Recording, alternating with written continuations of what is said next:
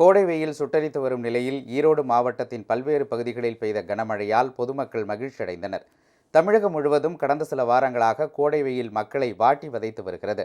இந்த நிலையில் ஈரோடு மாவட்டம் சோலார், கொல்லம்பாளையம், வெண்டிப்பாளையம், முள்ளம்பரப்பு, புதுவலசு உள்ளிட்ட பகுதிகளில் நேற்றிரவு கனமழை கொட்டி தீர்த்தது. இதனால் வெப்பம் தணிந்து குளிர்ச்சியான சூழல் நிலவியது. இதேபோல் தாளவாடி பகுதியில் இன்று காலையிலேயே கனமழை வெளுத்து வாங்கியதால் பொதுமக்கள் மகிழ்ச்சியடைந்தனர். ஓசூரை அடுத்த சூளகிரி பகுதியில் 2வது நாளாக பலத்த மழை பெய்தது.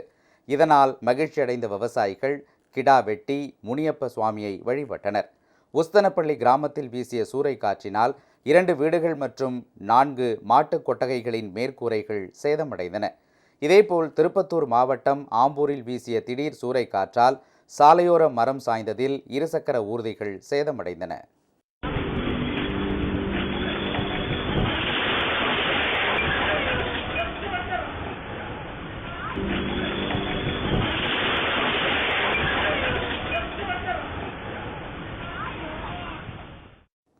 கர்நாடக மாநிலம் காங்காலு கிராமத்தில் மழைக்காக மரத்தடியில் ஆடுகளுடன் ஒதுங்கியிருந்த ரத் மம்மா என்ற பெண் விவசாயி மின்னல் தாக்கி பரிதாபமாக உயிரிழந்தார்.